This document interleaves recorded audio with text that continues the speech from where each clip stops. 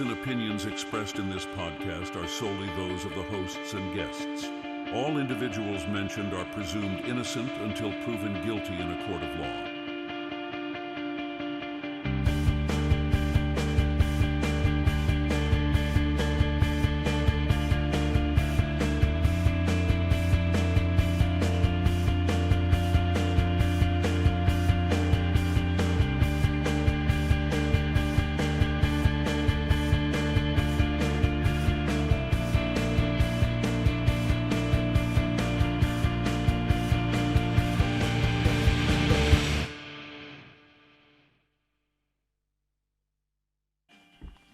Hello, welcome to Moms for Justice. How are you? I'm Carolyn, and this is my beautiful co-host, Jocelyn. Hello. How are you? Good. Good evening. What a crazy day. 2 nights in a row. That's pretty cool. That's pretty good. It feels like this trial of Donna Adelson. I keep saying Donna Adelson has been on for like at least a week of testimony, and we're only on Tuesday. So, yeah. And you've been listening as well. Hello, everybody. Waiting for everybody to get on. How's everybody doing? So I just wanted to say I kind of listened with happy ear today because it was just like one of those crazy days. Do you hear that in the background? No. Yeah, I do. Oh, that's my phone. That's my phone. Or it's your phone. It's my phone. I'm thinking it's my phone. I'm like Xing out. I'm like, wait, that's not me. Hello, Joan. Hi, everybody. Hi, Richard. How are you guys doing? I'm going to wait a little longer before we start. Brian, how are you? Hi, everybody. Yeah. So anyway, I was saying it was just a crazy day today. I was listening with happy ear. Hence why today I'm having the wine. Oh, she's got wine today, everybody. I was just like, it was crazy. And like everybody had to be spoken to. So I'm like, or, converse. And it was just a long day. So I was like, oh, did you do your homework? Yes, I did. Try packing it in today after work. So.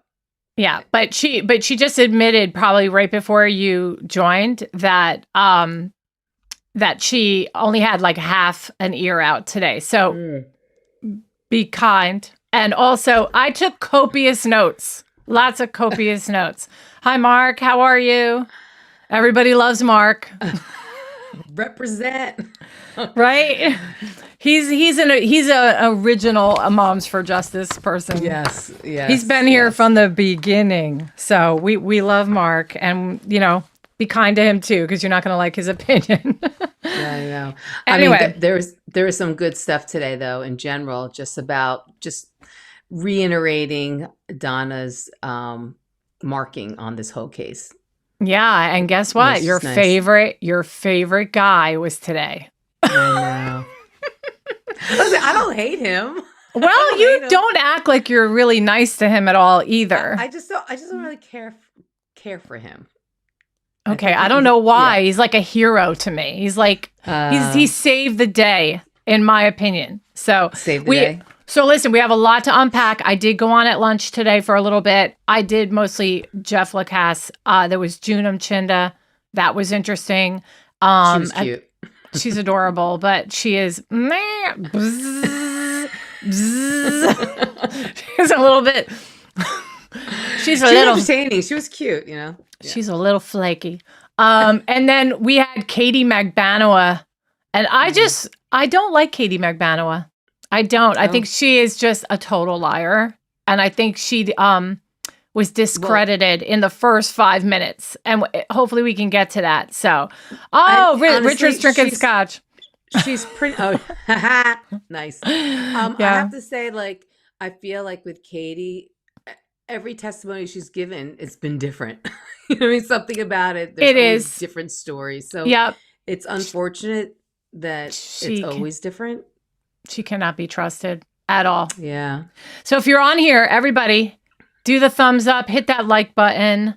If you're not subscribed, make sure you subscribe. Share the channel when you get a chance, when we get off. That would be really awesome. We so appreciate your support.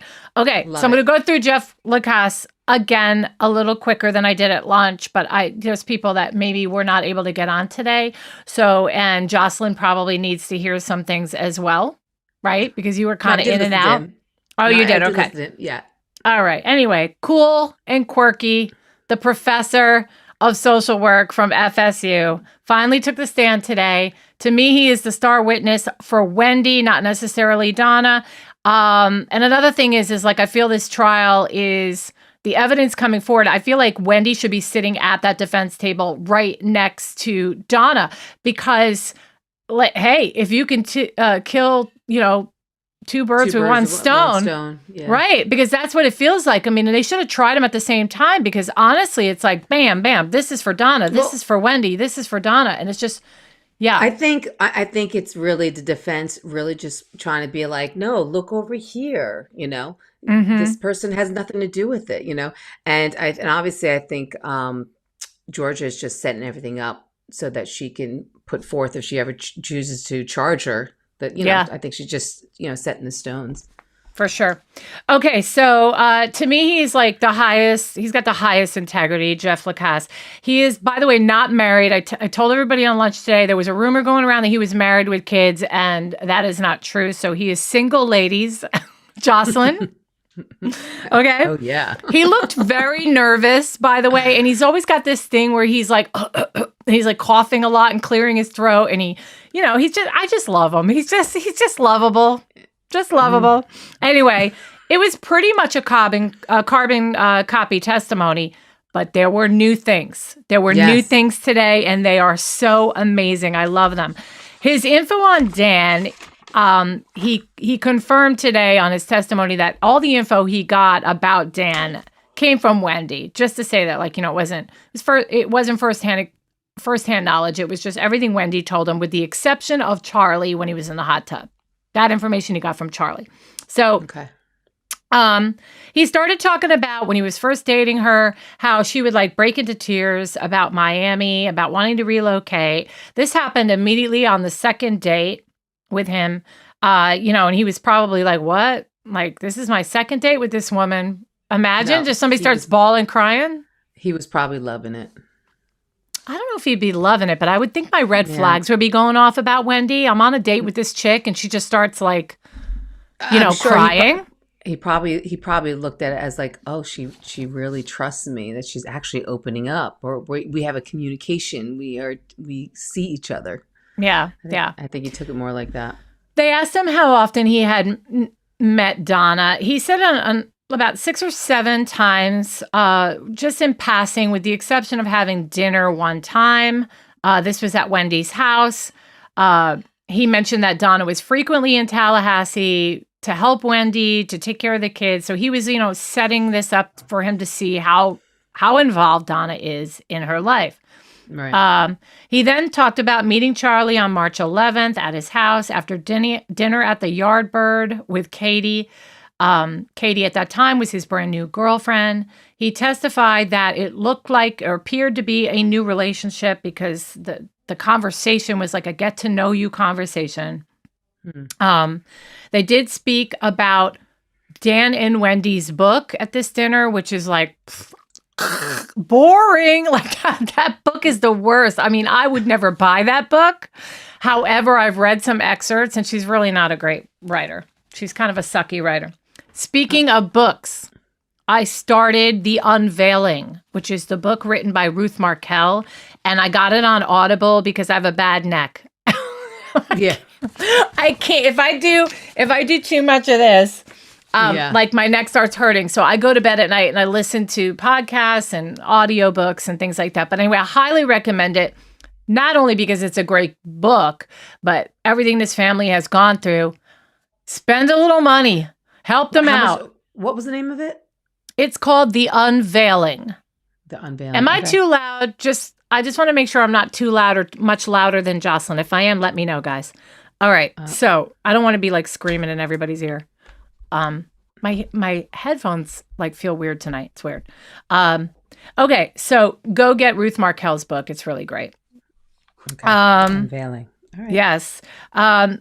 Okay. So then Katie, he talked about Katie at the dinner talking a lot about Sigfredo, her ex, and his criminal background and their relationship and all that. And she felt she identified with Wendy, or and she does testify to that later on in the day today, but that she had something in common with her because Wendy was going through this awful situation with Dan Markel, which is her fault.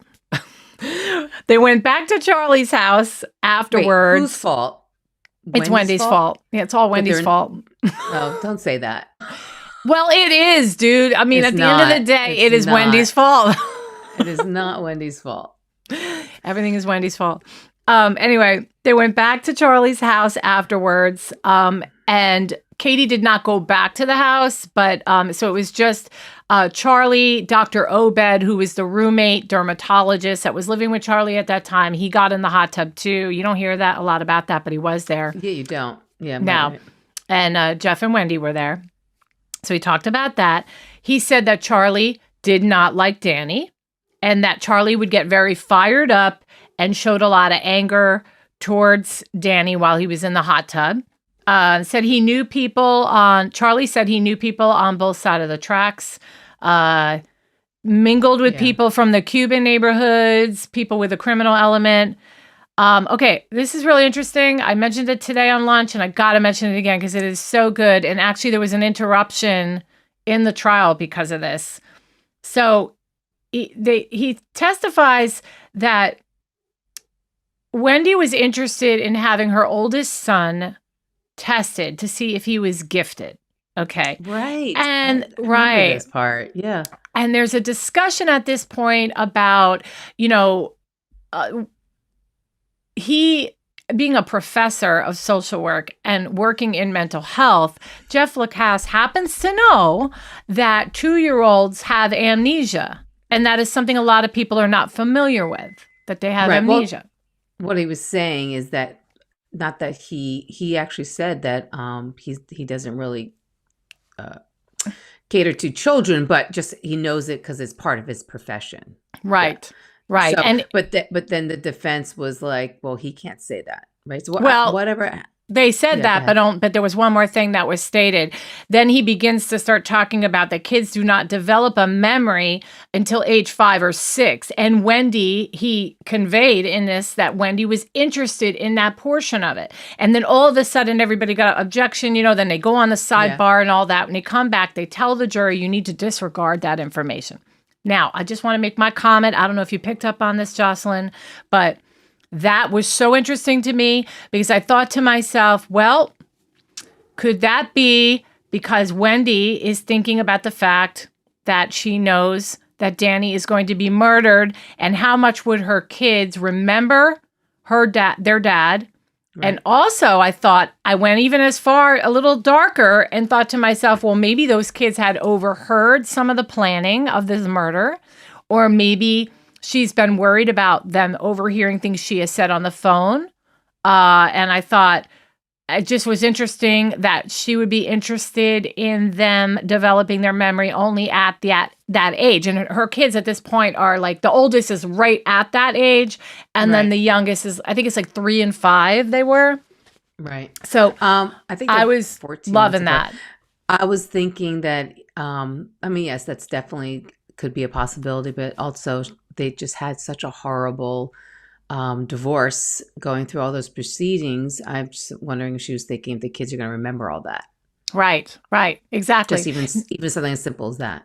Now, it wasn't allowed to be talked about any further, and they were asked to disregard it. But what I did think was interesting is that now we know that's out there, that this discussion had happened, okay? Mm-hmm. And it pertains more to Wendy and not Donna. So if Wendy gets indicted, everybody, this is likely to be a new piece of information that can be spoken about and testified to if it was Donna sitting at that defense table. So keep that in mind.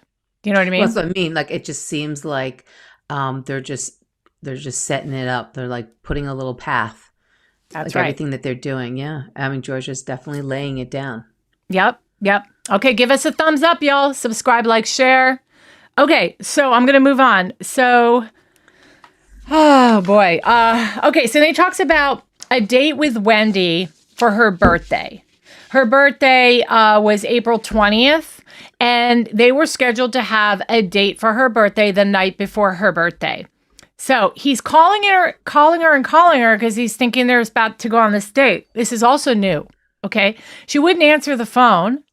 So he drives over to see what's going on with her, and she answered the door intoxicated. He said she had weary eyes, and he even suspected other substances, like maybe she was on pills or something like that. I'm speculating here, but he did say... Well, that's what he was doing. Yeah, right. Yes, that is speculation. You're right, on his part.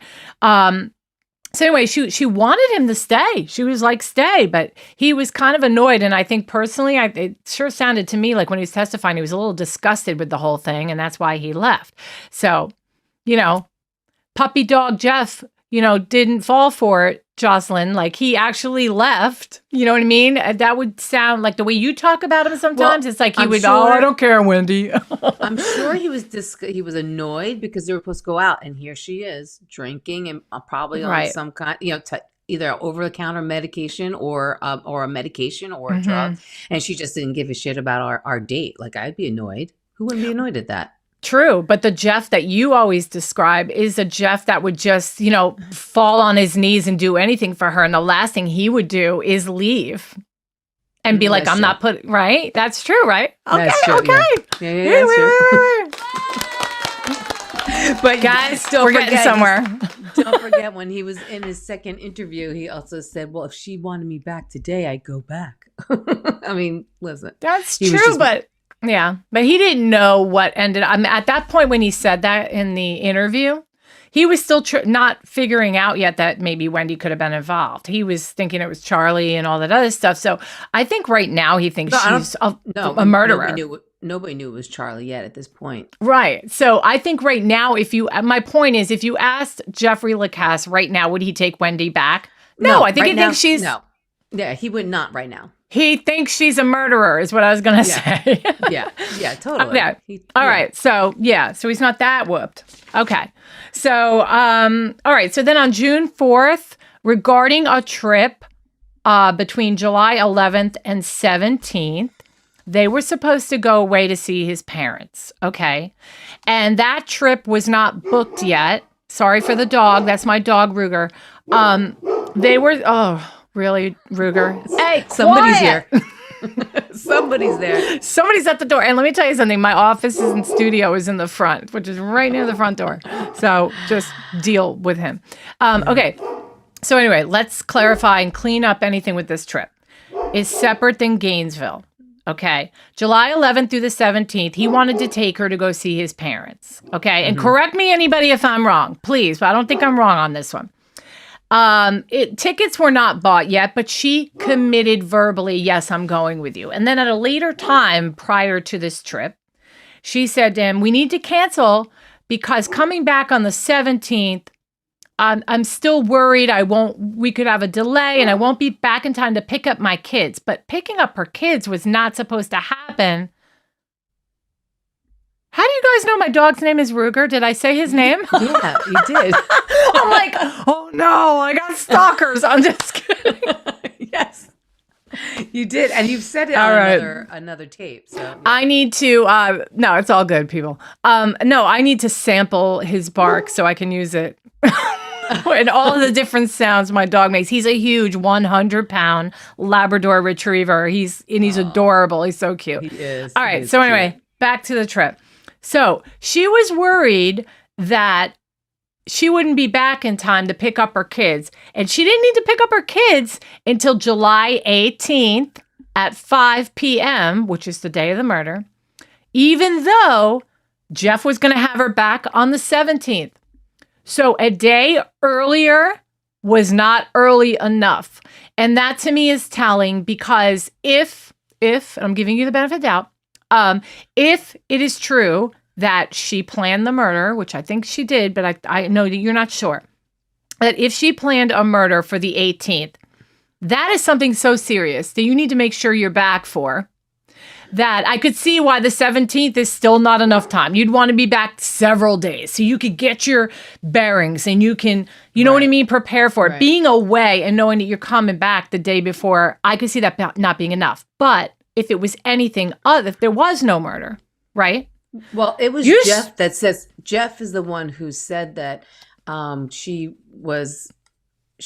said no because of that, but she's never clarified why she didn't want to go. When I went back to, right, she's never clarified, right. But I was just thinking is that if Jeff left on his trip, he was supposed to leave the 17th that night. No, he left that night. He was supposed to leave that morning. He was supposed to leave on the 18th. On the 18th, right, on the morning. Mm-hmm. So he was going to leave. So so maybe I'm thinking maybe why would she not be like, well, I have to pick up my son and you have to leave for your trip the next day. It's just too close. No, people travel all the time and they come and go. They're a young couple. Technically, even though she has kids, they're a young couple. People do it all the time. They come back and then they're back out the door again on another trip, jet setting, whatever. Danny Markel was doing it too. Danny was supposed to leave on the 19th to go to New York to go see his girlfriend. So this traveling stuff, they do it all the time. I understand that. Well, I mean, listen, if they do it all the time and she was afraid not to pick him up, not to be there must be a reason. Maybe she in history, she didn't, make it home on time for some reason. And, with their divorce, I'm sure she didn't want to leave it to the whim, Yeah. I don't know. I'm just a real deep thinker. I like to really put myself in the position of what's going on. And if there was no murder and it was like a family reunion that was happening on the 18th, coming back on the 17th, I would roll the dice on that. But if I knew I had to be back for a murder to get my kids in time and knowing that I needed to be able to handle this murder that was going to happen, I'd be like, I'm not going at all, or I need to be back on the 12th. You know what I mean? Plus, it also could have been just an excuse on her end because really, what was it? That other trip they took to Gainesville was June 29th. They were already on the subway of the outs. So maybe she just didn't, but she wasn't sure if she still wanted to be with them, but maybe she didn't want to take the trip to see the parents. Like maybe she knows she wasn't at that stage of the game. So maybe she just gave him some lame ass excuse like, I don't want to miss my kids. But she also didn't want to say, I don't want to meet your parents. True, but she had already committed. I mean, she wasn't like, I'll think about it. Right? She was like, yeah, he said that she had planned to go and everything. And she had said yes. So that But then she said no after the 29th, after the Gainesville. Then she was like, no, I don't think we should go. So it could have been just that she was wishy-washy about the whole relationship. And who wants to meet the parents if you're wishy-washy? Okay. Just saying it's possible. So anyway, this conversation about the trip being canceled and her telling him that she did not want to go on the trip anymore, that all happened around June 4th. Then that very evening, she ends up having these stomach issues and he rushes back over to her house. He said she's an anxious wreck. And then he ended up driving somewhere to go get her some Pepto-Bismol. And I don't think he said it in this one, but I remember him talking about this incident in a prior trial. And he said that he was looking over at her from across the room and just out of nowhere, I don't know if she was washing dishes or cleaning up in the kitchen, but she just started crying and like looking up at the ceiling and just like for no reason. It was just, and that was one incident of that. He had seen her cry a lot. She was always crying and complaining about the relocation and all that. But he did say that in this month of June and leading up into July 18th, that this crying and odd behavior was increasing at this time.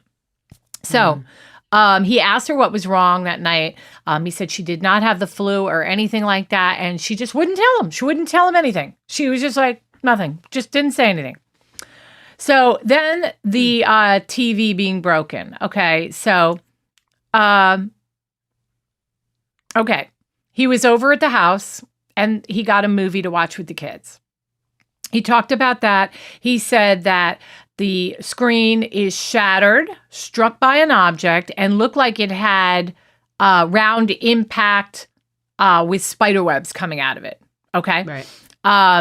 And just remember, folks, And somebody said something really interesting, and I've been hearing this around, but one of our viewers said that when he said, let's go watch the movie in the other room, okay, because you have a TV in the other room, let's just go watch it in there and the kids can enjoy the movie in there. And she was like, no. And never gave him a reason why. Well, one of our viewers that's because she had moving boxes. She had suitcases packed up in there. And if he had walked in there, they would have been stacked high because she was about ready to hightail it out of Tallahassee, which was a really good point. So maybe she was hiding something in the bedroom. Because, it's like, why would you not watch TV in a better TV? Exactly. Yeah, exactly. Yeah. And then the funny thing is she made a point of saying, no, we're watching it on this TV, and turned it on. The kids are complaining. They're like, we can't, look at the screen, mommy, whatever. And he was like, I don't understand why she would let us watch this on this broken TV. It makes no sense. Also, with how cheap the TVs are, right? You can go right down the street. We could buy TVs. I could buy a TV once every 2 weeks, probably. They're cheap. They're not expensive. The TV's not even a year old. She was getting somebody to come fix it. Nobody gets somebody to come fix a TV, especially when it has obvious ring lines coming out. It's shattered. I mean, really. Well, but it's under warranty. Why would you not get it under warranty first, just to see? But listen, I just don't see why she would not go into another room. But you're right. She could have been hiding something in that room from him. Yeah. I'm not saying it's suitcase. I'm just saying she was probably busy packing. Something. And there's another bomb. There's another bomb coming in Lacasse's testimony. Well, you probably heard it, but I'll mention it later. But it's going to add on to this whole idea of her having moving boxes, in her room. Okay. But let me go in order here. Okay. All right. So I have. Oh, I know what you're going to say. Yeah. All right. So anyway, I'll just quickly recap this one section and then I'll play a video of it. It's just a small section, but basically she showed him this text message. Georgia Kappelman showed him this text message. That was today. New. Was that new? It was brand new. Text message? Okay. It's a text message, and it's the first time Jeff saw it. It was a text between Wendy and her brother, Rob. And now it all makes sense why yesterday Rob Adelson testified to the fact that Wendy sent him a text with a picture of Jeff and said, here's my boyfriend with the 2 kids and the whole 9 yards. Don't tell my parents about my boyfriend. And he was like, what? Like, she never shares information about boyfriends, right? Right. Today, that's right. He said that. Today with Jeff, he's handed a piece of paper with those text messages between Rob and Wendy. And she says to him, is there anything incorrect about these text messages? And Jeff, he's so cute. He looks down with his glasses, and you're going to see in a minute. And he said, I did meet her parents. Like, in other words, it was no secret that the parents knew who I was. Let's go ahead and play a little bit of it, guys, okay? So I didn't understand the reference to, like, why did she send that text? But I didn't realize the text was to Rob. No, there's a reason for everything, and it's all going to be tied together. And just take a listen. Okay. Have you ever had a chance to review this text message before? Yeah, you showed this to me last week. All right, and this message had never been shown to you before last week, right? Right. And it's been testified that this was from Wendi Adelson to her brother, Rob Adelson, but it concerns you. Yes. Is there anything factually incorrect in what Wendi Adelson is stating in that text message? Well, she says, I haven't told mom and dad about me. I met them multiple times. It's impossible that they didn't know we were dating. For example, I was aware that Donna wasn't thrilled that I wasn't Jewish. So that doesn't add it. This doesn't make sense to me in terms of, like, seeing me for 6 or 7 months. So in that text message, she's saying, look at him. He's so cute. He's got a sweet thing about him. I don't know what it is. Boyfriend from the parents at that time? It's implausible. No, I don't think so. In fact, you'd met the parents several times. Yeah, and had conversations with them. Limited conversations, but conversations. And the other part that's, I think, really significant is the kids talked about me constantly. I have all kinds of text messages and emails where Wendy's mentioning the kids are down in South Florida talking about me. Yeah, I believe that. Has to move into evidence since 141. An objection.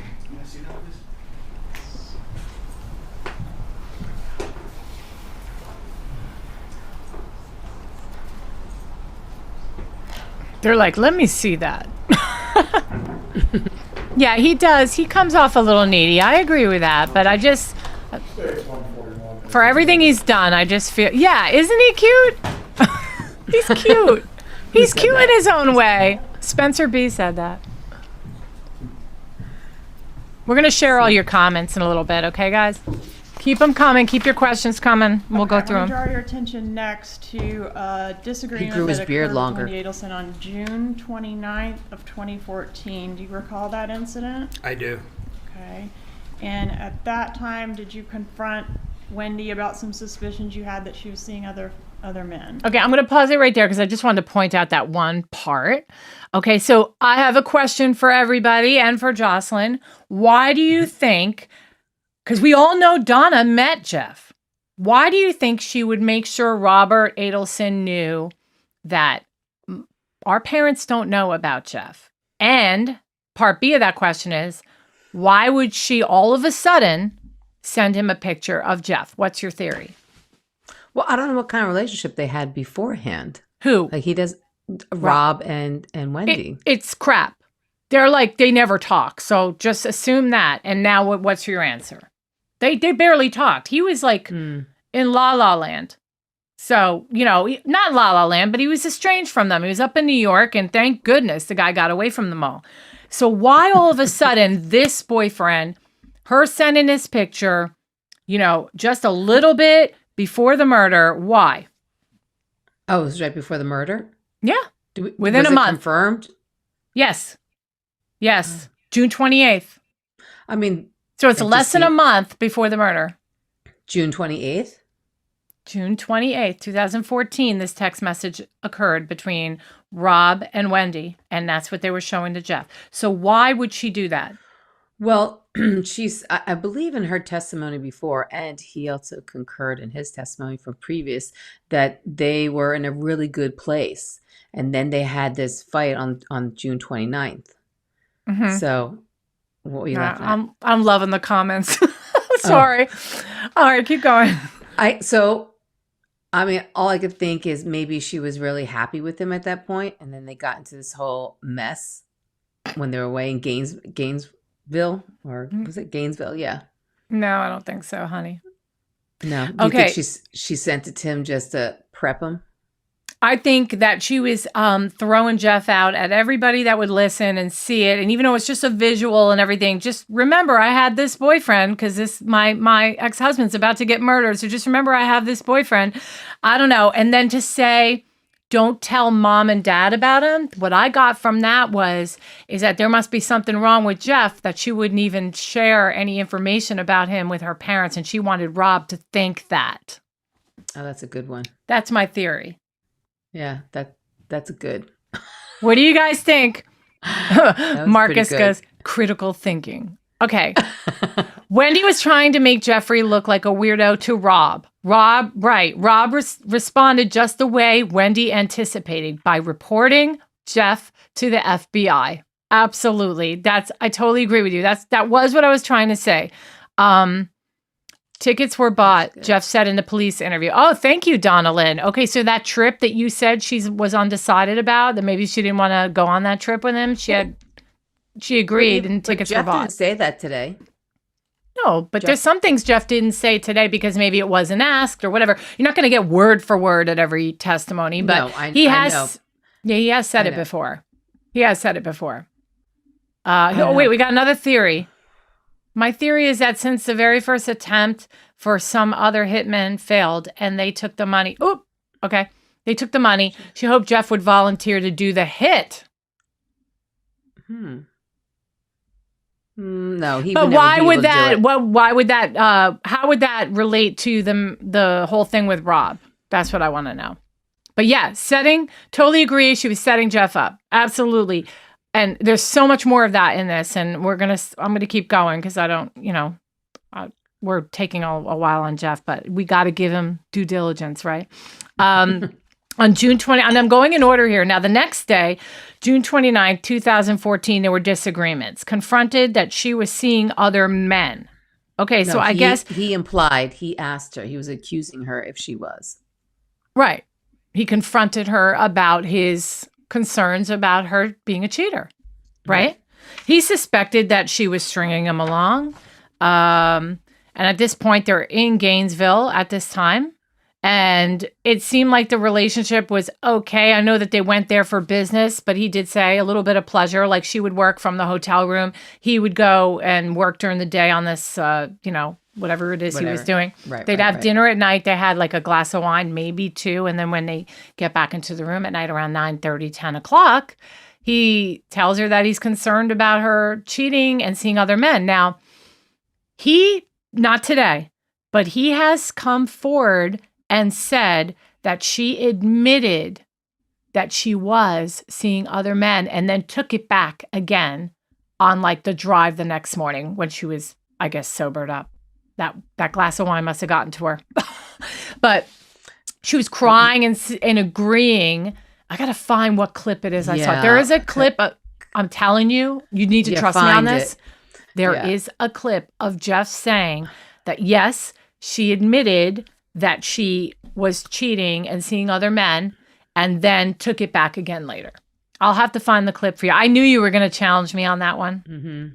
All right. I want to hear, we would have to also go back to see what she said about the trip, because I do remember her saying this wasn't the first time he brought it up about them seeing, not being exclusive. And she did say, I could have sworn, I have to bring up the old testimony, but I could have sworn she said that this is not the only time, not the only time he brought it up. Mm-hmm. And she thought that they had discussed it and that it was that they were done talking about that she reassured him that she wasn't. And then he brings it up again, which is why they got into a fight, because who wants to be accused of doing something over and over again? Yeah. Well, she does admit it, and there is a clip, and I'll be able to get it for you. In fact, the very next podcast we go on, I'm going to show it to you. Right. Because, I actually think in one of her testimonies, she does say that she was seeing other people before until they got serious.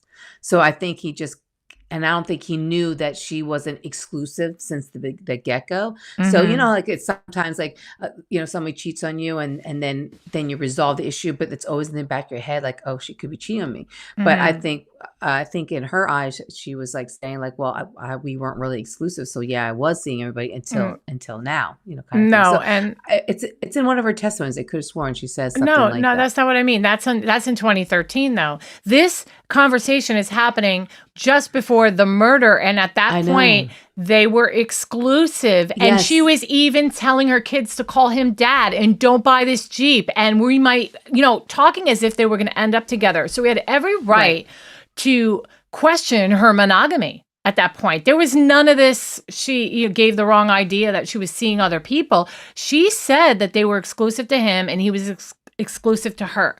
So back in 2013, sure, they were still kind of seeing each other. That was it. But then in March of 2014, it got serious. And that's what we know to be true. I think that Jeff is just, if she wasn't, I don't think she was actually seeing anybody. I'm going to assume she wasn't seeing anybody in June of 2014 because she was exclusive. Before in 2013, I think she was. And I think Jeff is just on the defense. Like, once somebody cheats on you, you're always just thinking in the back of your head, like they possibly could be. Yeah. And I think that he was just questioning because he feels still insecure about it. And she was probably just so fed up, like, wait a minute, we've already discussed this. Yeah, but he ended up being correct because he said, I'm thinking that you're seeing people now, not then. Are you seeing people now? And at one point in the evening, she confesses that, I am seeing other people. So I would have to see that. I'm going to get that clip for you. But that's only Jeff saying that, right? Is that what you're saying? It is Jeff's testimony that she said that she agreed that that's correct. Okay. Yeah. All right, I still want to see it. All right, sub, like, share, give me a thumbs up. Okay, so then we're moving on through. I like these like deeper dives. It's pretty awesome. Okay, so then we're on to July 13th. Okay, and this was talked about today. She went to a dinner and they went to a dinner and a movie together, and then they went back to her house at Aqua Ridge Way. The kids were not there. The subject of relocation came back up again because we all know it was denied with prejudice. He was like, she said the only way that she would relocate. Okay, this is her statement. The only way I'm ever going to get to relocate is if something bad happens to Danny. Okay, and he's like talking about on the stand today, I was getting tired of the drama. I mean, it just never end. And he said, finally, look, you are linked to Dan Markel for life. You need to just accept this. You have 2 kids with him. You need to move on. And what's going on with us? It sounds like to me, you just want to leave and go back to Miami. If you ever got a chance to go back to Miami, what does that mean for us? Normal concerns any boyfriend would have. So, okay. So then it's in that moment on that day, on the 13th, that she said, look, can I tell you something in confidence? Last summer, my brother, Charlie, he looked into all options to take care of the Dan Markel problem, including hiring a hitman, and it would cost $15,000. So then Georgia had Jeff recount the joke made by Charlie to tie it all together. And he said, yes, that Charlie made the joke in the hot tub and at the Yardbird. And Wendy also related the joke to him about the TV was cheaper than hiring a hitman. And then he did his whole spiel about it was chilling, my stomach flipped. I do that every time because it cracks me up. That's Jeff. He's so cute. And you know what? It's word for word. It never changes, right? Never changes. It's the same. It was chilling, and my stomach flipped. I felt uncomfortable. Whatever the line of that answer is, it's just the same every time. Okay. So, I guess you would say he probably rehearsed, right? Anyway, now we're on to July the 14th, the Monday before the murder. So earlier in that day, they're on the phone. And they're talking, and she's all lovey-dovey with him and goo-goo-eyed or whatever, just very, I miss you. I want to see you. He doesn't say that. Yeah. He just says that she was enthusiastic on the phone. Today he said that, but I'm combining all testimonies. In the past, in other testimonies, he might have said that a little differently this time, but I know that in a past testimony, he said, I thought we were back on. She was all sweet and giggly and wanted to see me. She missed me. These are words that he used in a previous testimony. So go and watch it, Lynn. Please go and watch it. I watched the old testimony.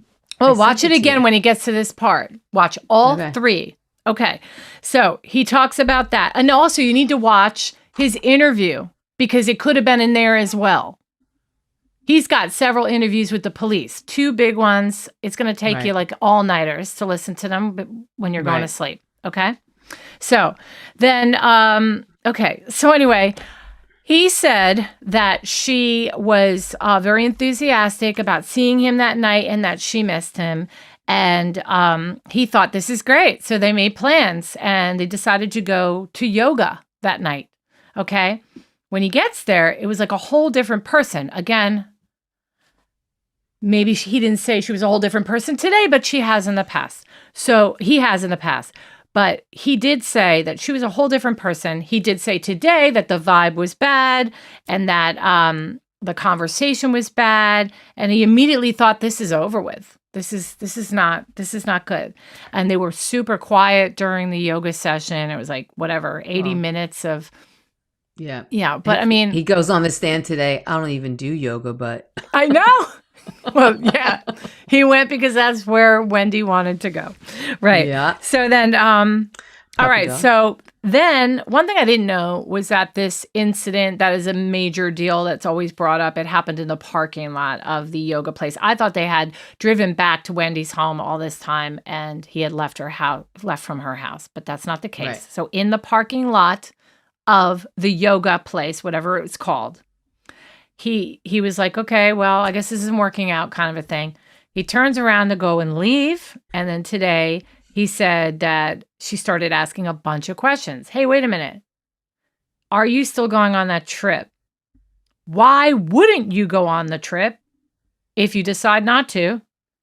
And if he had taken the trip, I'm sorry, hold on.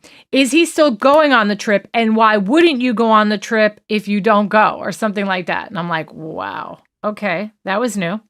That was all new. He's been on the stand for like 3-4 times Yes. interviews, and now he decides to add these words. Right. And then we all know that the trip he was talking about is Friday, the 18th, scheduled to leave his home and get going to Tennessee at 11 o'clock. He would have been on Thomasville Road, which is right around the corner from Centerville Road. Trescott kind of goes, this shortcut she talks about is from Centerville, kind of doing like crossing over like this triangle. So like here's Thomasville, here's Centerville, Trescott goes this way. So he's saying he would have had to go down Thomasville, which is awfully close to Trescott. Well, he said it was the same cell tower. He would have been on the same cell tower. Yeah. But he even mentioned very interesting. He even mentioned a street that's like bordering her development. So he said Thomasville. That's the name of the street. I know, but what I'm saying is it's nobody tried to rebuttal that statement. So it must have been true. They would have been on the same cell tower. Yeah. Yeah, definitely. Of course. So, and we all know that he didn't leave on that day, and he never told her that he wasn't leaving on that day, and instead goes on Thursday and just headed off to Tennessee. Boy, what a different set of circumstances we could be having right now if he had left on Friday. Then he gets an email right after the yoga from Wendy. I think what happened here is that she went home and said, wait a minute, I got to keep him on the hook a little longer because I need him to still kind of be in my life, be angry, be jealous and all that. And so she sends him an email saying she needs a little extra time. She needs 2 extra weeks to think about their relationship. Essentially stringing him along. It's only a week from the 14th to the 21st. She said she needed 2 weeks in her email. Is 14 the 21st? I'm bad at math. It doesn't matter. In the email, she writes 2 weeks. Even though the murder is happening. He says the 21st, that they were going to talk on the 21st. Okay. But she just phrased it as she needs an extra 2 weeks. I'm just telling you what's in her email. Well, I don't know. I'm just saying. Just because it doesn't add up to the dates. Well, I'm saying today on his testimony, he said, I would like to know what's going to happen. Like what's going to change July 21st. You know, she said she wanted until July 21st. That's a week. Okay. But her email said 2 weeks. Maybe she had her numbers wrong. He had his numbers wrong. I don't know. But her email said 2 weeks, that she needed an extra 2 weeks. So, okay. So then that means he testified wrong. Okay. Maybe. All right. So, all right. So this is documentation in an email. It shows that she was considering breaking it off with him, but wanting to keep him kind of strung along. I believe personally to try to maybe get him upset, get him angry, and have a paper trail or a computer trail, right? So Georgia Kappelman publishes a picture of the inside of Wendy's house. And this is one of my favorite pieces of evidence that happened today. And this is new too. Brand new. Yeah. She showed a picture of the inside from an earlier time. The kids' faces are blurred out. They're sitting there. And then you can see kind of like she's got like a kitchen family room combo that's open. And there's like this side wall. And she has artwork all over the wall, okay? Like it's paintings from the kids, little drawings, the cute stuff your kids come home with from school. Littered all over the wall. Well, I don't know, littered, but it was a lot on the wall. It was a lot on the wall. And it was like all on top, more on the top. Yeah. So Georgia said that on the 14th, July 14th, she was taking the art down. It was the 13th. The 13th. He went over there for dinner. Yeah. She was taking the artwork down. I think that is huge because if it's been up all this time, as long as he had known and dated her, that this was something she did, and all of a sudden now the artwork's getting taken down, it's pretty bad for Wendy. Pretty bad. And that's when I said to myself, oh, that viewer must be right. I wonder if they had walked into the bedroom, they would have seen moving boxes, because I really do think that she was packing up. So, I'm going to brace myself for this one with Jocelyn. Oh, no. He was testified to a celebration dinner today. 10 days. Yeah. 10 days after the murder. Okay. Charlie took Wendy out for a celebration dinner in which she vomited on the table. Right. We have always called it, and I'm talking about most of you guys that are listening, it's always been implied that it's a celebration dinner for what? What do you all think they're celebrating? The divorce happened over a year ago, so it's not the divorce. It is a celebration of what happened 10 days ago, and that's her the getting murder. Out of the house. It's about her getting out of the house. No, if anything, she wouldn't be puking over finally leaving her house. She'd be puking over the fact that 10 days ago, her husband was murdered, Jocelyn. And Charlie, Charlie, wait, hold on. I'm going to prove you wrong. Charlie, Charlie's guilty, right? Charlie is a murderer. Charlie's a murderer. Oh, yeah. Okay, now think about this. Charlie is the one taking her out 10 days after the murder for a celebration dinner. Right. Think about that. Okay. So it's Charlie deeming it a celebration dinner. Right. So I think she, because she got there earlier with Charlie, and they had a drink at the bar, and then everybody met them, and she said that she said on stand that she hasn't been eating or drinking, and she didn't leave the house. So they went out for a celebration dinner because she finally was willing to leave the house. Now, I think that Charlie definitely coined it as a celebration dinner for getting rid of Dan. And I think that's the reason why she might have thrown up, because he was like, "Oh, it's a celebration." It's not. I think he automatically said, "No, let's go out and celebrate that you're willing to leave the house." So she was like, "Okay, all right, then I'm since I'm willing to leave the house, then we'll go." And I think in the middle of dinner, he was just like, "Ha ha ha!" I think it's really about celebration of Dan. Okay, well, that's all we're saying. That's what we're saying the whole time. But you're also saying like she agreed to go have this celebration dinner with him. Oh no, I never said that. I never said that. Then you're implying that she agreed that this was a celebration dinner for Dan. I don't think she at all knew that this celebration in his eyes, or it was in her eyes, was a celebration for Dan. I think she really viewed it as a celebration of getting out of the house. And I think that Charlie was just being an asshole. Sorry, and was just being his righteous self, saying, "No, this is really about Dan," because everybody knows that he hates Dan. So it's not so far fetched for him to say that. If you believed Wendy was guilty, then you would believe it was a celebration dinner for the murder. But you don't think Wendy's guilty. You believe Charlie is guilty, and that Charlie coined it as a celebration dinner for murdering Danny Markel for her. I mean, her whole life changed when Danny Markel died. Her whole life changed. Everything she thought was never going to happen, Charlie, made it happen. Donna made it happen for her, right? Okay. Now he's calling it a celebration dinner. For you to not realize that she didn't pick up on that, because she told Jeff Lacasse it was a celebration dinner. You don't think he knows? He didn't say that. Yes, he did. No, he didn't. Jeff said it was a... He does not say that on the stand. He said it was a celebration. He says it's a celebration dinner, not for the murder, but he said it was a celebration dinner, and that's what Wendy told him. Well, according to Wendy, she said it was because she finally was willing to leave the house. That wasn't brought up today. It wasn't brought up today, but so what? It was in other interviews. No. I totally 100% disagree with you, and I don't know how you don't see that. It's 10 days after the brutal murder of her ex-husband, which she was dreaming about. She wanted this for so long. They finally gave it to her, and then he takes her out for a celebration 10 days later, and you're like, duh. I don't think it's a celebration of the murder. Really? I don't think she wanted him dead. I love you, girl, but I'm sorry. You are so off on this one. All right, let's move on. I think we're pissing everybody off. All right. So he was in Tennessee during the murder because he had left Thursday the 17th. That was confirmed. He talked a little bit about his alibi checking out. So thank goodness he was not anybody that they could ever pin this murder on. He testified that, this is one of my favorites. Guys, did you hear and did you see at the very end of his testimony, he talks about the first attempted trip by Sigfredo Garcia and Louis Rivera.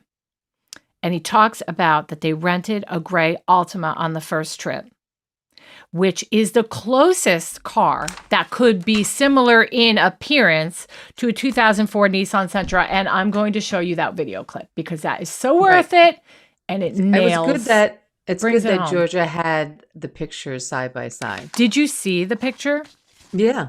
Okay. And they do look very similar. All right. So let me play a little bit of this, guys, for you. I've got it queued up here, sort of. And I think the car that they used the second time around, wasn't it a Tesla? Oh no, it was a Prius. And it was also It was also silver. Yep. Okay, here we go, guys. Watch a little bit of this, and then we're going to talk about it. And I'm going to take some comments from you, and don't forget to like, subscribe, and share. Here we go. Let's watch some of this. At some point, did you learn that the killers came to Tallahassee in June, not just in July? Yes, when the arrests were made and the documents were released, I learned that, yes. And did you put together some facts about your travel plans that day that could have potentially made you a suspect on that trip as well if the murder had happened as Yeah, planned? that Friday, I was scheduled to go to a business trip in Gainesville, leaving at 11 a.m. So 2 times in 2014, I leave town on a trip by myself in my car, and both times hitmen are in town trying to kill Danny Markel, once successfully, obviously. Are you familiar with the type of vehicle that was originally rented by the killers in June to make that June trip? I am. Okay. And was that significant to you? Yeah, I mean, this is long after this all happened. I'm learning this from court proceedings in 2016. But when I heard they rented a gray Altima initially, I had a 2004 Nissan Sentra. That freaked me out because that's about as close as you were going to get to my car on the rental market. Right. I'm going to show you what I've marked as State's Demonstrative Exhibit G. You recognize this exhibit? Yes, ma'am. All right. Is this the make and model of the, it's not the actual rental car, but the make and model of the rental car compared to the make and model of your vehicle? Yeah, my car's right on top. That looks just like the car I had at the time. Permission to publish G, Your Honor? All right, watch, guys.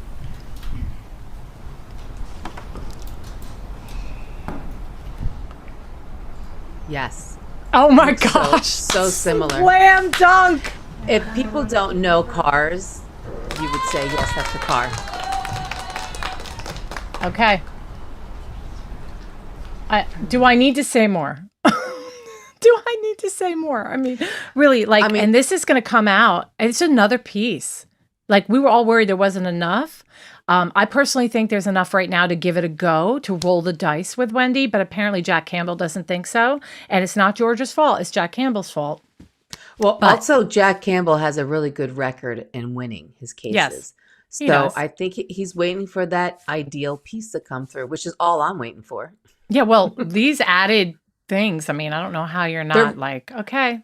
I mean, they're good. I still think he needs another solid. But I mean, listen, this trial, it's only the 3rd day. There's so much that came out in the last couple of days. I know.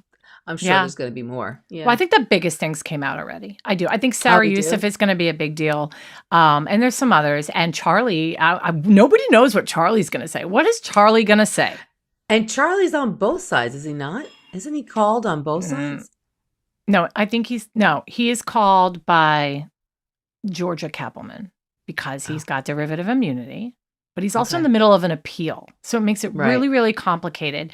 And don't forget, in the hour of the trial that Donna was supposed to do with Daniel Rashbaum, he wouldn't sign that waiver. So, I mean, Charlie is just full of surprises. And, I know that he's a murderer. And I know it was in his best interest not to sign that paper. He was better off not doing that. Yeah, but, it does speak volumes because he's not there for his mother. His mother fully expected him to, be a trooper. I think it's his best interest not to have the same lawyer. It was kind of ridiculous that the judge even allowed it, I agree with that. But what I'm saying is that the only reason why somebody would not sign that waiver is because look who's on trial, your own mother. You want to help out your mother. Don't forget, Donna said, and those screenshots went on today, we're a team. We need to be in on this together, Wendy. We're all going to do this. You need to do your part and pay your third of $1 million bribe to Danny Markel. I mean, and it's just the fractures of the family, just everything falling apart. I just don't think Donna is going to be happy with what Charlie has to say, if Charlie even is allowed, if he says anything at all. So, okay. What could he possibly say? Like, because you're right, he's on appeals. So, like, what could he actually say to help her out? Exactly. But he's going to say he was extorted. That's his story, right? It's always been his story that he was extorted. I have not heard Donna try to use this at all. She hasn't even said, I was just doing what my son said. They're just trying to say she's not involved at all. That's what I'm getting from this trial, is that her defense is trying to say, she's not involved at all. She has nothing to do with this. Guess, it was Wendy who did this, and it was Charlie who did that. And who was on the beach, and who was this and who's that? It's like, I'm not getting what their defense is. I think their defense is prove it. And they're not. And yes. They're not only are they saying you prove it, but by the way, let's direct the camera more towards Wendy by pointing out these things, So I really don't think that's their defense. I mean, honestly, what else could be other than, obviously Charles was crazy. Mm-hmm. It was a good one, but crazy. Remember and the what wiretap? What is she really going to say? I know. Right. Yeah. Just the two of us. That is damning. Trade places what innocent person reacts that way. Probably the two of us in a nervous whisper. So she says just the two of us? Well, so maybe it was just Charlie and Donna. I know what they're referring to. I think you're referring to when after the bump, she called Charlie right away and he had said, what's it about? And she was like, it's about the two of us, or it's about us, or something like that. So I think that's what they're referring to. But on an email to Wendy, Donna sent an email to Wendy talking about we're gonna do $1 million offer. We are all gonna pitch in. I'm gonna pay this amount. They're gonna pay, and you need to pay this amount too, and you need to play your part. We're a team. We need to win. These are words that Donna used and very much described this as a group assault on Danny Markel. Like, it's all of us. And, that is not good for Wendy because, she's receiving these emails and going back and forth, and very much looks like she's involved. So, well, she's not really going back and forth. She's listening. She's not really replying to that. Well, unless she was using WhatsApp, because she's the only smart one when it comes to having like an attorney background and, her being quiet right now and everything. So I don't know. There's a lot of things I think we don't know. And apparently before this, not apparently, but before this trial, we were all wondering, is there anything else? We're waiting for more. And look, stuff is coming out that they probably knew about for a while and was only able to apply it to Donna Adelson's trial and never Charlie's. Right. So it's trickling out, and there's probably even more that could only be applied to a trial for Wendy that they can't use for Donna. To go back to the whole with the pictures on the wall. Yeah. Why did it was weird. She brought it up but then had nothing to say about it. She just wanted him to confirm that there was pictures on the wall and that he saw her take it down. So that was definitely laying a stone because that's it. That's all he said. It's like, yep, I saw her take it down. There's a lot of frustrating moments in this trial where she just like dangles the carrot. Right. And doesn't continue. And then we're like, why didn't you ask this? And why didn't you ask that? And she doesn't. And I can only put my faith in her that there's a reason for that. And I'm just like, okay, there must be a good reason, and so far so good. I mean, it has taken 11 years. I wish it wasn't taking this long, but the fact that, she is coming through at a slow pace, but she's coming through on getting the justice for Daniel Markel. And I just, So, okay. So his cross-examination today, all she said was like, everything, she made sure that Jeff confirmed that most of the things that he testified to were all things he heard from Wendy, with the exception of Charlie on that one occasion. Right.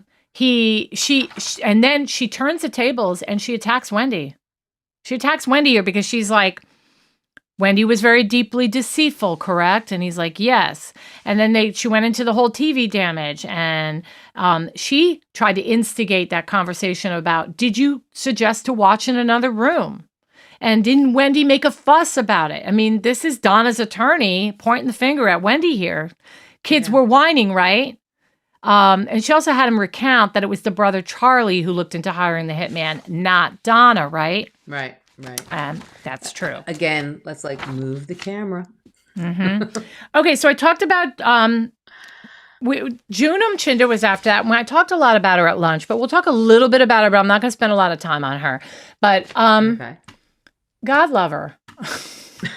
She's super cute. I really do like her. But she is a little. She's got some air in her brain, in her noggin. She's really cute. Super cute. And I think that she just really, she's a realtor now. It? What? Did not get it? No. Like 100 times? Oh, right. Because she always says and she's always doing what I do, flipping the hair. I'm always touching my hair. It's terrible. But yeah, she's very aware of how she looks. You could tell that she is she's into and I do know she's on Facebook. You can look her up. She's on there. She's a realtor. So she has she's very open. She's put herself out there publicly. So it's not something I'm doing. Okay. Cause she is a realtor. She loves her Louis Vuitton bags and her jewelry and all that other stuff. And Charlie apparently. She likes nice things. And that's great. And she really got the shaft. I mean, he railroaded her. I found out so much stuff about her. And I'm going to do a whole thing on her at some point. But anyway, she didn't know. She didn't know that he was a cheater. He cheated on her a lot. Okay. Aww. And she forgave him and took him back. But anyway, she basically talked about that it was a fairy tale in the beginning. And then when the murder happened, they barely talked about it. And she had to ask him information about the murder. She got together with him after the murder. Right.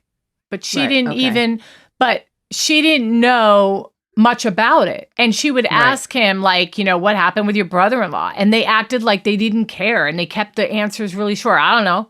Brother-in-law got murdered, 2 hitmen apparently, or whatever. So, or at that time, they didn't even know it was a hitman. She said that she had met Donna several times. But the one thing that stood out is that she went out on the balcony of Donna's condo in Miami, and Donna started crying. And I'll give you the quote that she said. Hold on. Okay. 1 second. My wine. Why? Hold on. Do I not have it in front of me right now? I don't, because I already did June earlier today. But she said, I'm going to paraphrase, okay? She said, it's like Dan is coming back from the grave. And Donna said that? Donna said that to June, and she testified today that she was crying that it's like Dan has come back from the grave. Yeah, that's right. He did. That's pretty damning, right? Yeah. Yes. Good. Thank you, Dan. You stick around. You keep coming back, buddy. All right. So there's that. So that's cross on him. Okay. So then after lunch, we got Katie Magbanua. Okay. You look like her. Like she looked like she looks like you when you were young. Oh, that's nice. I think that June and Katie look a lot like. They do, but I think June is more polished looking. And this isn't totally. And I think Katie was beautiful back then too. In this picture, she looks okay. So I don't want you to take it the wrong way because no, I saw her. She's had better days.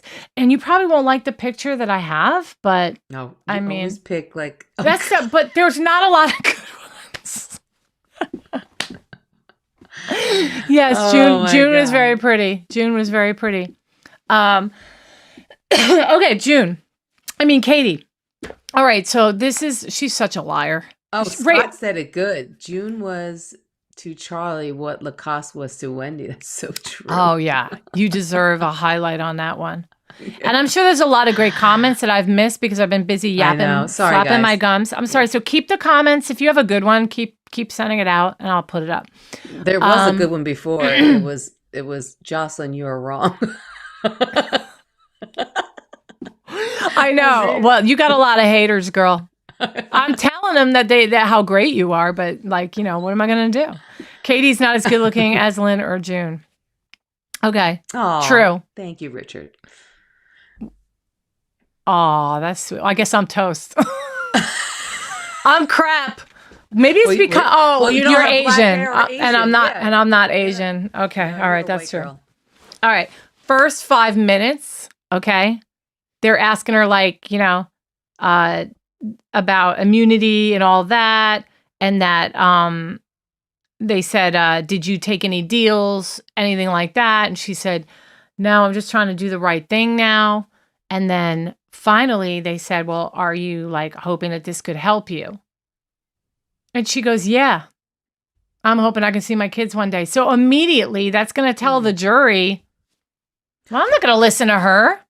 Well, it could be that she's at the point where she's been in jail now for a couple of years.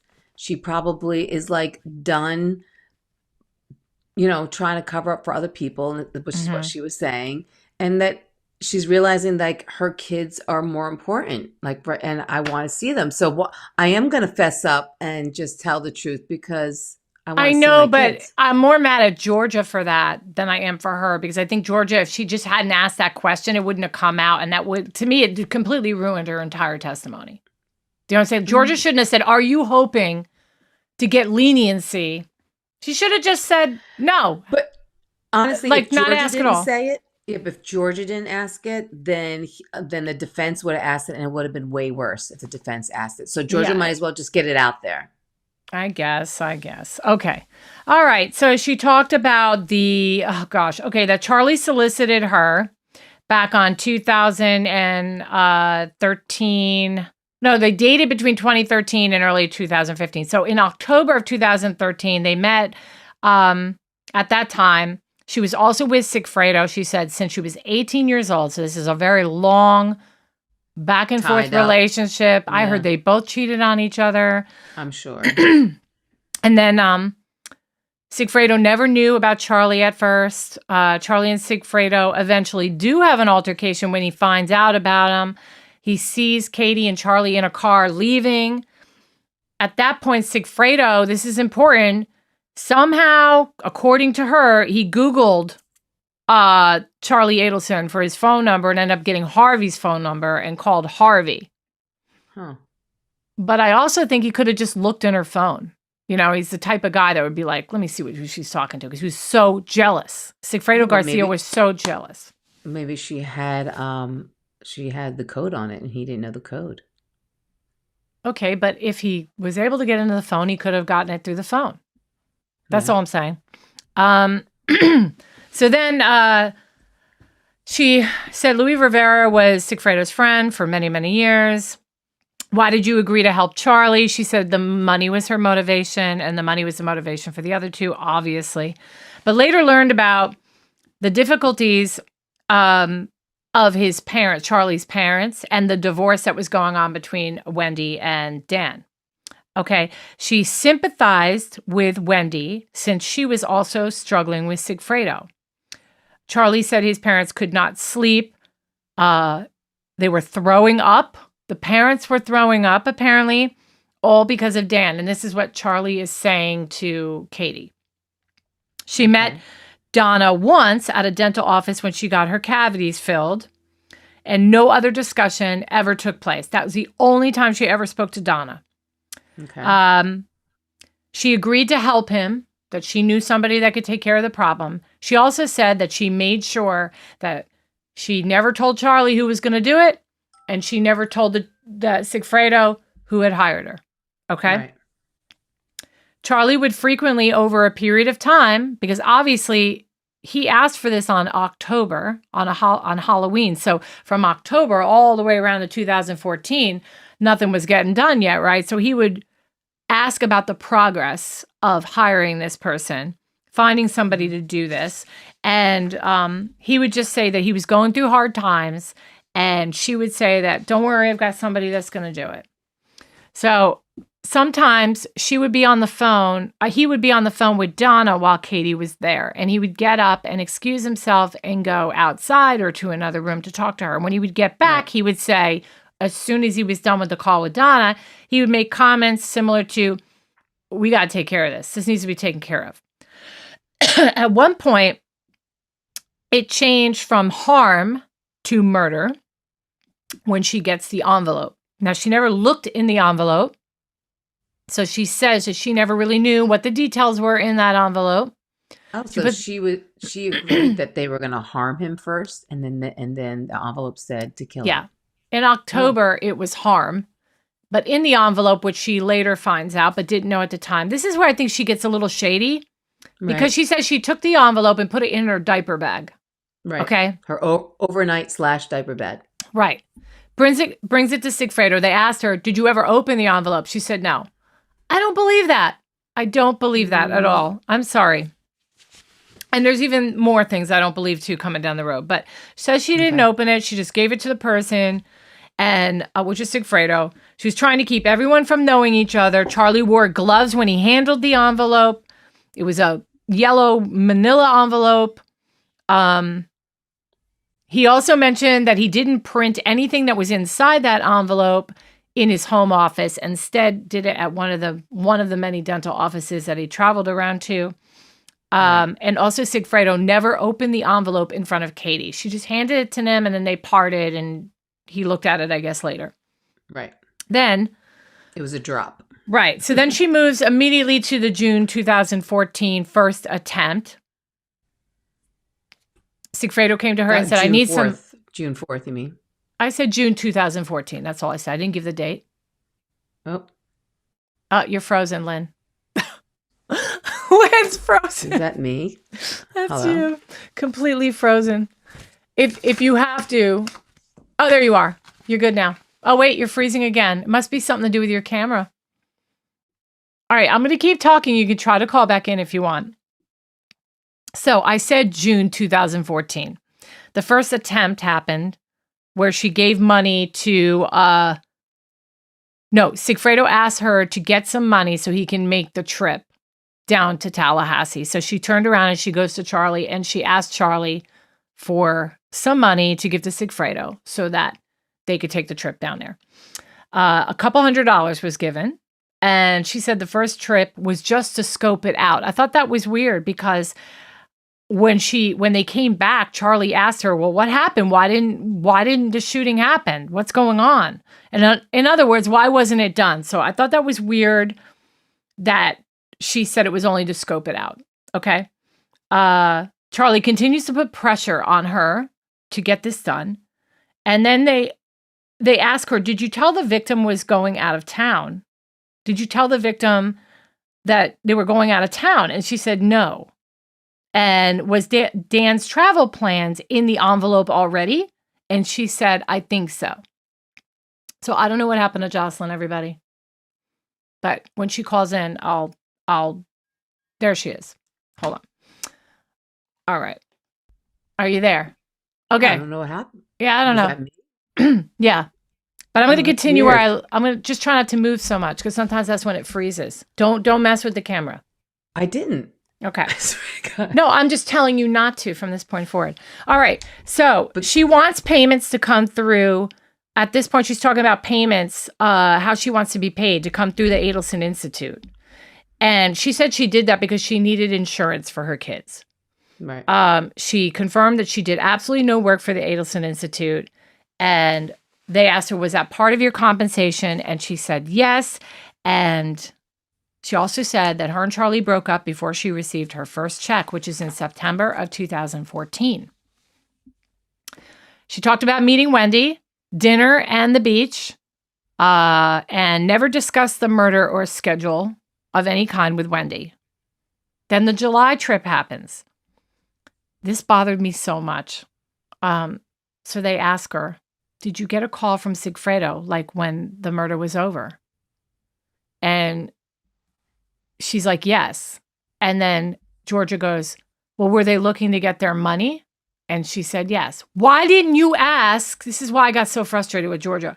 Why didn't you ask, well, What happened when you talked to Sigfredo? You know what I mean? Because we all know that Luis Rivera says that Sigfredo called Katie and said it's done, and she said, I know. Why didn't Georgia ask about that? I've got to believe that there's a reason for that, right? So, and maybe she forgot. I don't know. Forgot? How do you forget that? No, she didn't forget, Jocelyn. I don't know. I don't think so. Ask? Why not do a follow-up then? I know. Yeah, she's a horrible witness. She's so horrible that I'm stumbling. That's how bad she is. It's not just that Lynn, had a little, oopsie with her camera. I'm like a little sidetracked from that. But anyway, now it gets good. Don't worry about it then. All right. Did you go to Charlie's house the night of the shooting? And she said yes. Charlie called and said there was an accident. And would she come to dinner with him? So she went. When she got there, he was pacing and holding a gun. They both took his Xanax. And then he said, before she showed up, my parents had just left. That's because they were dropping off the money. Right. Okay? That's a bomb for Donna. A bomb. But that also implies Harvey, doesn't it not? It does. Yeah. Absolutely implies Harvey. Right. But we're talking about Donna right now. I know. Okay, so the next morning she wakes up and he goes, the money's in the trunk. She goes to her car and she never opens the trunk. That is so weird. But then it gets even weirder. Okay. She doesn't check. She just leaves. And then she goes to some alleyway near Luis Rivera's home. And Sigfredo shows up, opens the trunk, takes the bag out, and leaves with it. And on cross, Jackie Fulford asks her, didn't you even know what your cut was? Didn't you know what what your cut would be in the envelope? Didn't you want to know how much was in the bag or how much you were going to get? And even worse, Sigfredo shows up like a day later, gives her cut that is in a Ziploc bag that's inside a brown bag. He puts it in her closet, and she says she didn't even open the bag for like a few days. Probably because there's murder over it. So she was probably trying to come to terms that she killed somebody for this money. But you didn't even count it? You don't even count the money to see how much you got? And she says she just starts spending from it. She takes out what she needs. You know what I mean? It's important to note. It was wet. The money was wet. Yeah. She said that. Pardon me. It got all moldy. Moldy and wet. So then she asked Charlie later, and I'm sorry, I got a tickle in my throat. The money was like wet. And he goes, oh, yeah. My mom washed it. Donna washed the money. Talk about money laundering. Like, why didn't Donna take the stupid staples off? I don't get it. My stupid idiot self was actually deep thinking about the washing of the money, because I'm like a total like housekeeper type of woman. Like I'm very like a cook, I clean, I do it all. Yeah. And I thought to myself, did she run it through the washer on delicate, or did she hand wash that? Yeah, because that metal could scrape your washing machine. So you're like, I would never allow all that. Ladies, would you have taken all that money and put it through your washing machine? Front loader or top loader, it doesn't matter. Would you have ran it through? I wouldn't have, because I would have think at some point, some of it would have been like, and getting wet. You know how like when paper gets wet, it could go like that. I would have definitely taken the staples out, and I probably would have put it in my mesh bag, like my garment. I wouldn't have mesh even done bag. that. I bet you. Well, although it was probably a lot of money, so you probably need a couple bags. If it was me, I would have filled up my kitchen sink with warm water and Woolite, and I would have dipped each single bill and been like this with gloves. And I bet you Donna did this. I really do. I think she laid that sucker out on towels to dry. Because it was still stapled. That's why it was still wet, because she didn't dry it thoroughly. Oh, so it wasn't such hard work. She was doing them in bundles. She was probably going like this in the Woolite or Dawn dish detergent, whatever. Oh gosh, Mark, really, dude? What does he say? All right. Let them all jump all over you. They're all going to jump on you. All right. She also talked about the Dolce Vita recording being accurate. She had looked at the transcript ahead of time. And she also said that when she was at Dolce Vita, Charlie was worried that she was like being What- taped or wired. yeah, like she was either wired or she was looking for information or something like that. That's how paranoid he was. Yeah. Okay. Then did Charlie ever tell Katie that this would ever benefit Wendy or Donna? And she said no. Did Charlie ever tell her that this would benefit Wendy or Donna? She said no. But you knew who it was for? She said yes. And then she said she spoke in code all the time with Charlie. And because she spoke with code with him all the time, she knew exactly what was going on and who it was for. So that was that. So yeah, that is Katie Magbanua. So let's go through some of these comments. Please go on ahead and resend them if you can. I'll go back a little bit. Hey, somebody's because I'm with Lynn here. Wow, thank you, Jenny. Where? Say? Where? Somebody agrees with you? Yeah. Where, honey? Where? Right there, Jenny H. Underneath. Yeah. Well, I don't see it that way. Above Mark. I only see like the last 3 at a time. Well, listen, she could be talking about the washing machine, right? Is she talking about the washing machine comment? All right, Janine H. Why are you with Len? On what topic exactly? She's like, I'm not with her. I was just agreeing with her about the washing machine. Yeah, Mark, how are you going to explain that one away with the washed money? Okay, and let's not forget that after the bump, she called Charlie and said, this TV's going to cost $5. I mean, you really can't get around that one. After the bump. Oh, this TV's going to cost $5. Yeah, please that was really good. Please resend your comments because it's like there's a lot here. And wait, all right, let's see. Georgia didn't ask Katie about who called her because Wendy did, and Georgia needs that for Wendy's trial, given Wendy has immunity. Very good point. All right, hold on. So she doesn't want it to be in any other transcript, is what you're saying? Yeah. She didn't want Sigfredo or Louise to know. Probably because she was also sleeping with Charlie and two-timing. Because she does talk about the fact she was still two-timing them for a while there. Keeping them separate. Well, it's hard not to go back to your first love and the father of your kids, yeah. You know, so. And they sound like they had a very tumultuous kind of relationship, so. Katie's a liar. She said she did it for money. When asked how much she got paid, she said she didn't remember. She is a liar. Absolutely. She had no idea how much she got paid. I don't think so. Right. And also, there's times where she said that she would cash the check before she was supposed to. That means she was running through the money really quick. That means she's money conscious in the sense of she needs more and more. How would you not count that? Like, what can you can't just say, what can I use she has this whole bucket full of money and she's not going to say to herself, all right, what am I going to do? What am I going to buy? If you don't know what your balance, you don't know how much you can buy. You know what I mean? Last week I drove by where the bump took place. So eerie. Oh, so you live over in Miami. Interesting. It's nice over there. Expensive. Yeah. If the Yardley restaurant. Yardberg. That was in that was in Miami, right? No. Oh. I think, wait. Well, he's from Coral Gables. Now you got me all, I'm not sure now. I forgot. Well, I ate at one of those restaurants My brain is fried with this Donna Adelson crap. I think Harvey is walking on air these days. No Donna in the house. I think he's secretly pulling for the prosecution. He probably wishes he struck it up with the dental assistant woman or June. I'm with you. I do think that Harvey is just the one that is going to end up on a beach somewhere with a coconut drink in his hand. That is what I think. He's going to have hookers and prostitutes and everybody all around him. He's still got some money probably stashed away. Maybe he buried some money in the backyard. Oh, thank you. We're hot moms. Oh, thank you. My books. Thank you so much. Richard goes, no, you're pretty too, but you're married. So are you? We're both married.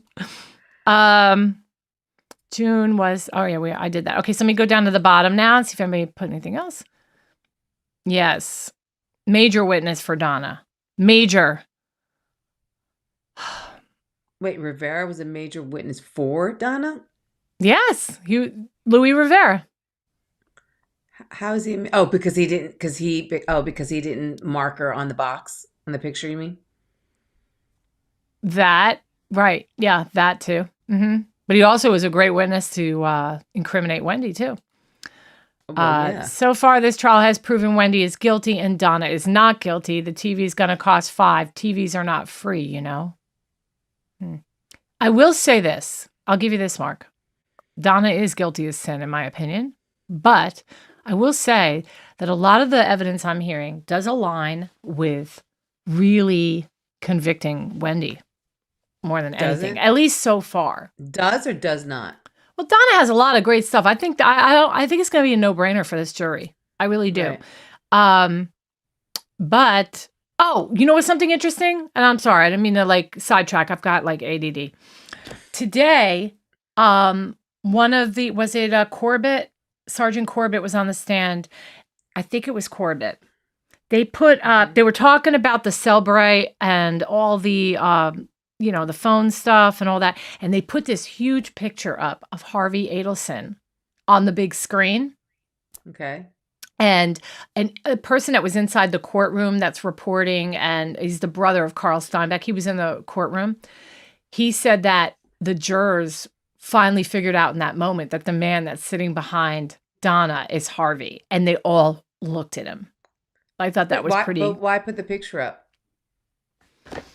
They put the picture up as part of their evidence, and it just so happens it was the first time that anyone in the jury box would have seen what Harvey Adelson looked like. You know how they put up the diagrams of their faces sometimes? Yeah. And they show like a family tree kind of a thing. Right, well, I don't remember showing that. Well, I wouldn't have. You seen weren't that. watching, I was listening. right? Yeah, right. Okay. But I mean, why did they throw his picture up? Because they were talking about his cell phone records, and they just happened to have his big picture and then the cell phone record next to it. Just trust me, would you? Just trust me. I just want to know when they did it. Why can't you answer? No, you were like, why would they put his picture up? I'm like, exactly. I just okay, but why.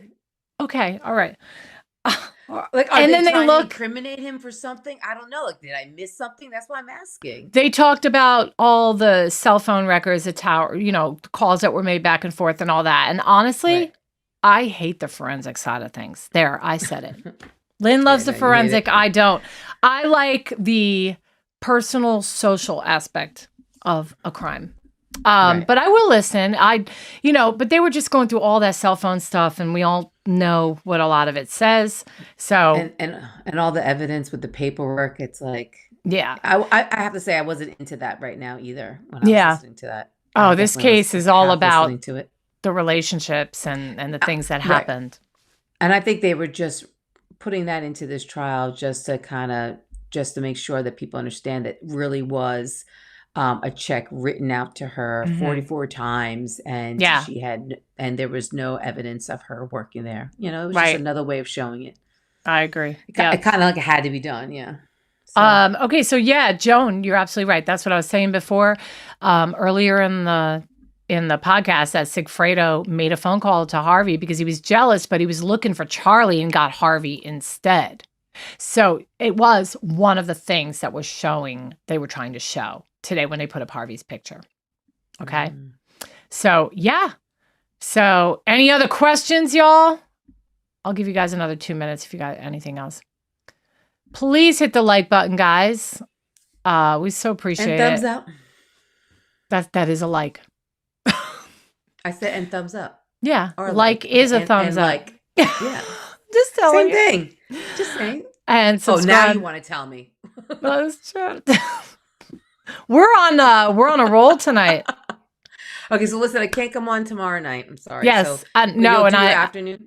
I can't either. I'm doing something tomorrow night, but I will probably be on at 12 o'clock tomorrow. I would love for y'all to join us.